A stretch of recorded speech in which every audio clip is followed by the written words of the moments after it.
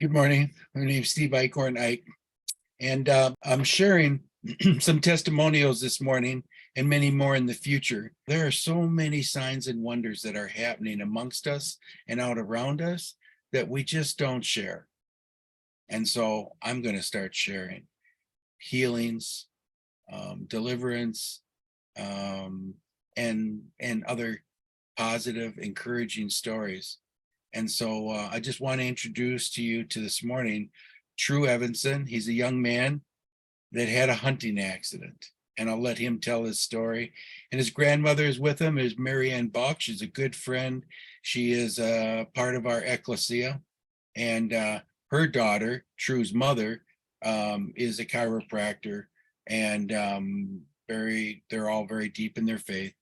And so we've prayed for True and have witnessed and gone through this together.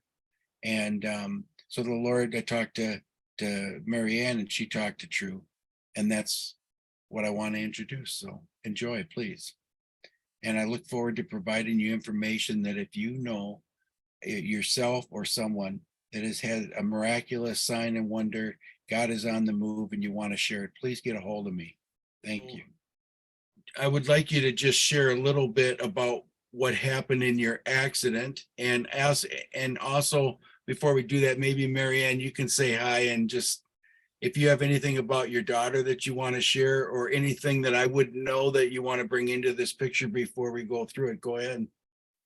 Well, I'm True's grandma, and both whenever True had his accident, his mom called me immediately, and we're both strong believers. And we've been through this before because I lost my youngest son in 2000. And so we've been through trauma before. And I think we set the precedence right away by saying, we're not going to speak negatively, we're just going to trust God. And so walked in that confidence and didn't accept things that were being told to us, but rather said, but God. And so when the doctors would come in and talk with True, we stood firmly on that and trusted, well, there's a greater physician than the one that's taking care of True physically. And so as we go on, we can elaborate more on that, but it's a good testimony. It is. It for sure is. All right, True. So take us back to that September 11th day when you were going out on a normal day of hunting. What happened? Yeah, so like I said, nothing unusual about the drive there. Nothing real unusual about the day prior. I mean, the hours prior. But I got there and got dressed like I do at the truck down by the feedlot, and walked over, and the night before I had hunted the stand across the field. It's a large alfalfa pivot with a little rise in the middle. And I'd seen two of the good bucks that we'd been following through the summer out on the other edge where this other stand was closer. So after Saturday night, I went out Sunday night to see if I could get a little closer to those two deer. And I got out there and hooked my bow and my backpack up to the line that I pull up when I'm in the stand, and nothing unusual about anything other than I wear my safety harness here and there. I forget, it just really depends if I remember to grab it at the house. But the years before that, I had been pretty religious about putting it on. I just gotten comfortable in these stands. So I get up there, I get up the ladder, and I'm tightening the straps on the stand. And these straps were old, probably 10 years old, and that's way too much. And I should have known not to get in, but I did. I tightened down one more click and put one foot on the platform. And as soon as I got my other foot put on that platform, I looked down and I heard a buckle. And before I could do anything, I watched the top. There's two straps on the tree stand. and I watched that top strap break and just felt everything leave from under me. And when you're falling 25 feet, you got a minute to think. You got a little bit of time. So so as I fell, I just remember, I remember saying a prayer midair, just please God, no, don't let me, don't let me hit the ground. And next thing I knew, I was on my back. I had landed on my feet and just tipped over. My knees buckled and I tipped over backwards. And I just, no pain, nothing at first. It was just, wow, that was a little bit of a fall. And then as everything kind of started to come back, I never went unconscious. I stayed conscious the whole time. But as feeling started to come back, I realized I couldn't feel anything below my waist. I couldn't move my legs, and that sent a little bit of panic. So was anybody around you or with you that you had, or were you? Nope. Usually, that really depends on the day too, and who's got free time to go out. So sometimes it's just me, sometimes it's just my roommate, and sometimes it's both of us. So, but on this day, yeah, no, it was just me. So how long were you laying down? From the time I hit the ground to when the paramedics got there, it was probably about an hour. Okay. Yeah, probably, yeah, right around 50 minutes or an hour. So What's interesting is he was in an area there was no reception. And another thing is that True is trained to be a lifeguard, so he realized that he better not move. Yeah, I heard mom all my life say, if you think you've got a back injury, do not move. So you knew what to do. So you had mentioned earlier, so for those that are watching, what does your mom do?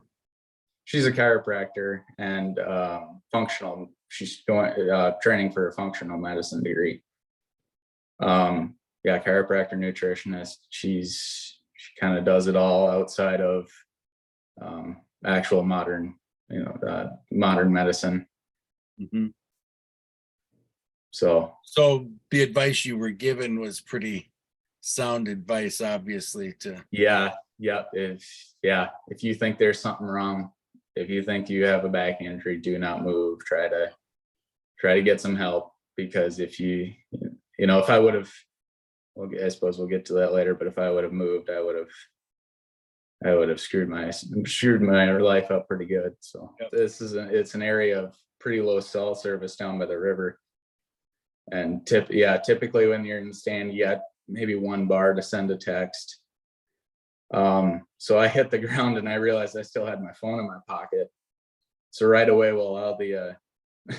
I just had to keep saying it to myself, while I've got the adrenaline, while I've got no pain, because there's no pain for about the first 15 minutes. Okay. While I've got this adrenaline, I got to call somebody. I got to, while I'm calm, in the little time frame there from when I hit the ground to when the paramedics come, it surprised me. I was the most calm in that first 15 minutes right after. And then the rest I was kind of internally freaking out. But yeah, I got to call somebody. So I tried to dial 911 and the call wouldn't go through. Even I held it up as high as I could, just laying there on the ground, and didn't go through. So I called my roommate, and he knew exactly where the spot was. And by some miracle, I held my phone up and he picked up. He was taking a nap at that time, and usually he turns his phone off and does not pick up his phone while he's sleeping. But for some reason, he picked up his phone, and I told him what happened, I said, I gotta go. I gotta try dialing 911 again. And I could still tell he was still groggy. So he tells me afterwards that he is like, what? He thought he was dreaming. So he went back to sleep for another 30. He said he put his head back on the pillow for about 30 seconds to realize it wasn't a dream. So he got on the phone with the Rapid City paramedics. And I eventually, after that call, I got on the line with the Sturgis paramedics out there in South Dakota. So yeah, that was kind of the first little miracle. Yeah. And then tell him how he got a hold of your parents. Oh yeah, and then my brother, he doesn't do a whole lot with Instagram or social media most of the time, but my roommate had him on there as a contact. So he sent an Instagram message to my brother saying, I need your parents' phone number. I don't have it. True fell out of his deer stand. And it just so happened that Bain's friend had sent him something to look at on Instagram. And right when Thomas sent that, Bain was sitting on, Bain told me he hadn't been on Instagram for 6 months. And that was he decided to get on there and look at what his friend sent him. He got he got my roommate Thomas and my parents connected. So yeah. Well, we're doing good. We got 2 so far. There's a whole lot more. Yeah, I know. Those 2 I didn't even know anything about. So we rushed off to Sioux Falls right away then, or did you? No, so they were going to send in a medevac helicopter, but both of the ones they had were busy at the moment. So the EMS team got me on a backboard, got me in the ambulance, and gave me my first shot of morphine. And that knocked me out pretty cold. And when I woke up from that one, we were just getting off the ranch. That ranch it's not a long drive, but it's very rough. And they kind of knew from the injury that they didn't want to hit any of those bumps. So by the time I got done with getting off that first dose of morphine, we were just getting off the ranch, and it took them about 45 minutes to drive 3 miles. Yeah. So from there, we went to the Sturgis Hospital, and oh boy, that must have been, it was dark by then. And both my roommates had met me there. I was still pretty out of it. I woke up, I don't remember anything. I woke up still on a bed, getting ready to go to Rapid City, but they had just gotten done with my x-rays, and I think they did a CT scan as well. And I woke up, and the nurse asked me to make sure my bladder and bowels were still working. And my roommate did come in after that, my hunting partner. And I remember asking him, are my legs messed up? I know my back is, there's something wrong with my back, but are my legs messed up? And he goes, no. Me and the doctor both were amazed. My legs were fine. We thought they were going to look like spaghetti falling straight-legged 25 feet. Nothing wrong with my legs. He goes, no, you broke one vertebrae. That's it. Branch, didn't you? Yeah, I fell and my feet landed on a branch. I don't know if that did anything, or if it was all God and all the, the boots I was wearing, I had them laced up tight, and I don't know what it was, but my legs were just fine. So you're conscious this whole time? Yep. So from that point, did you stay there that night, or were you off to Rapid City? I was off to Rapid City then. Yep. Okay. They had they sent me to the neurosurgery team there. yeah, and from there was, once I got off the ambulance, there wasn't much pain. They kind of had that under control then. And just from there, it was about an hour of scans and tests, more x-rays, and talking on the phone with my parents a little bit. His parents took off right away once they found out he was injured, and it's an 8-hour drive. Yeah. The whole way out, mom's familiar with, all the bones in the human body. She said all the way out my low back, right where you broke yours, it hurt. So yeah, So she had sympathy pain. But yeah, after all the tests and scans and everything, it was, this is what we got to do. We got to go in and decompress you. There's a chunk of my vertebrae that had shot forward into my spinal cord. And they said if you had tried to crawl away, you would have damaged your spinal cord significantly, losing, motor and sensation in your legs, bladder and bowel. It would have all been gone had you tried to crawl away or do anything. So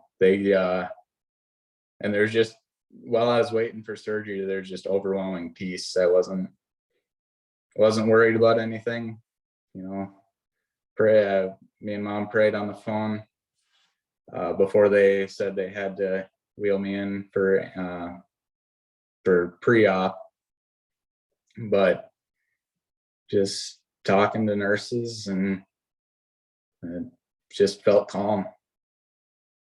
Sure. So at that point, that was that more diagnostic or going in to see, or was it going into actually they had done the x-rays and everything and they knew what they were going in to do, and so they were going to go in and do it? Yep, they knew what they were going to go in and do. They saw the burst fracture. They saw the chunk of bone pushed up against the spinal cord. That's why I couldn't feel my legs. Yep, they saw everything. They go, yep, we gotta decompress the spine and then pry up. They almost broke tools prying up on that vertebrae to get it pushed away from the spinal cord. And it was just at such an odd angle for them to go in and try to pull it away. They told me afterwards that their team was working in the operating room, and they had another doctor and radiology team working in Denver at the same time. I don't quite remember how they coordinated it, but they were tracking everything, all the signals going through my spinal cord. Really? Yep, to make sure that they weren't damaging it at the same time they were trying to fix it. So with the that was from Denver? I mean, they were connecting? Yep. Oh. Yeah.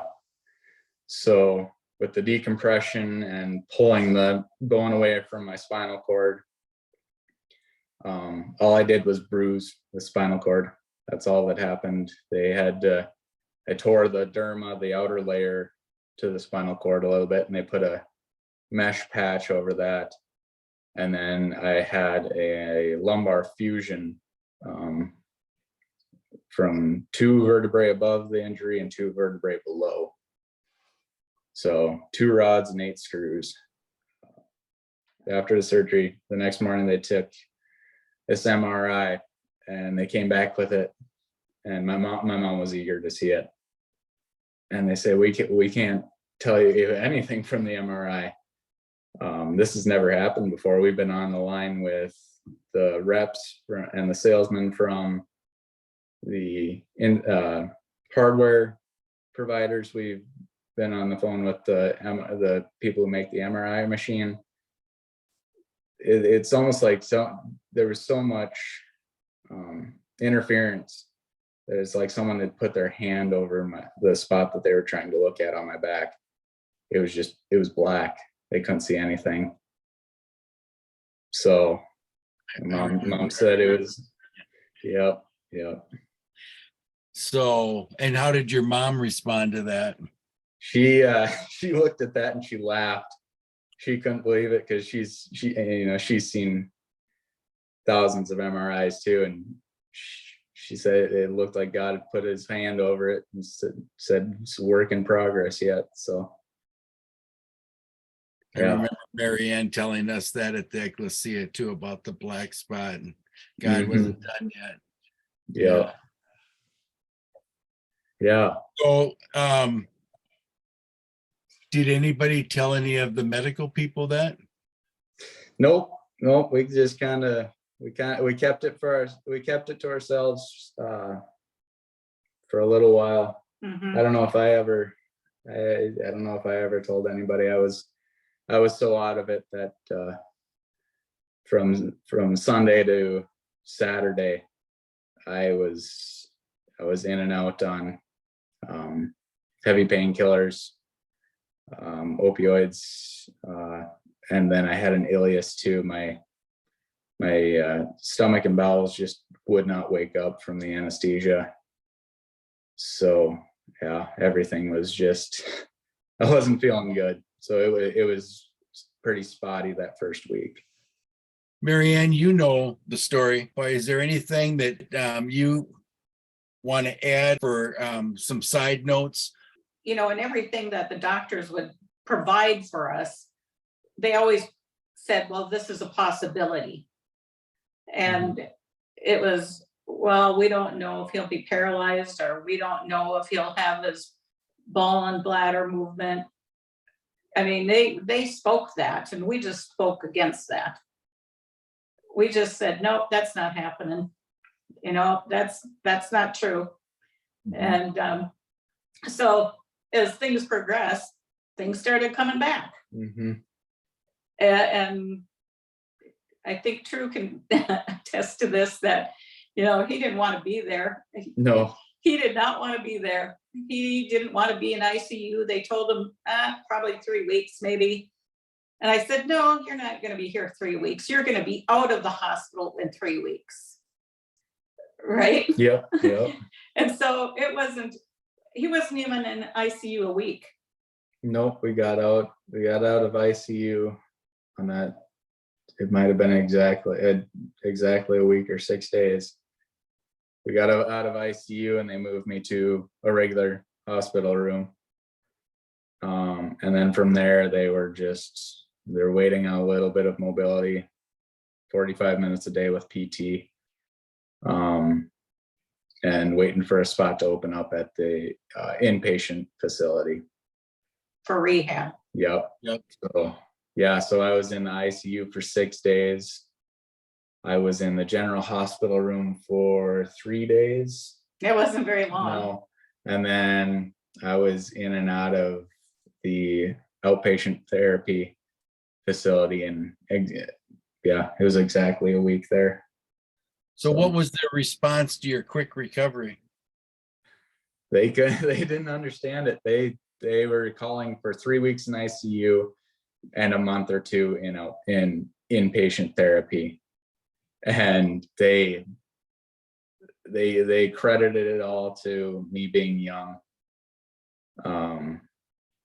There's going back 6-7 months later now, might be 8 now, but they're still amazed at the progress, and we credit it all to God. It's all glory to him. Amen. Nobody could have guessed that, going from almost paralyzed to, walking again and doing the stuff I was doing before in that short amount of time. So You have a kind of a podcast YouTube channel, Wannabe Hunting Fishing. When your grandma told me that you had that channel and that you were on there, I went on and watched it, and I was shocked to see you gingerly, but capably walking in through the woods to the blind, getting in Yep. the blind, and then nailing a deer, and Yep. and your excitement and everything like that. But that was very exciting. So let me just ask you a couple personal questions. How, if you think of what you've been through, Mhm. and you just said that, God gets all the glory, and you Yep. understand that God has had his healing, upon you. But I guess my question for you is, how has that impacted you personally from where you were at before that accident to where you're at now? Have you, Yeah, so my whole life has been, structured around God and the God-fearing people in my life. Family, strong faith. And when I went off to college, I found a church there in Rapid City. Went a couple times, and just from schoolwork and homework, I started to put that ahead of church on Sundays and devotions. And I wouldn't say I got off the path, but I definitely, I didn't exactly struggle in my faith, but I didn't spend the time I needed to with God. And this has definitely brought me back to more time in devotion, more than just more alone time with God. So trying to be closer to him.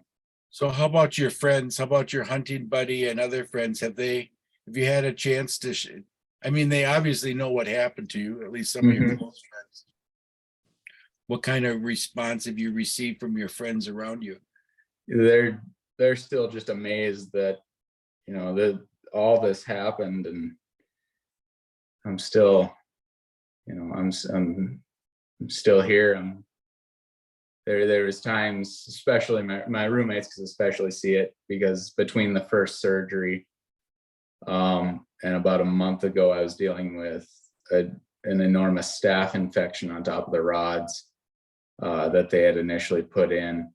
And it had been there since about a month after the initial surgery, and just it caused so much pain through this winter up until the 1st of March, when my surgeon called me.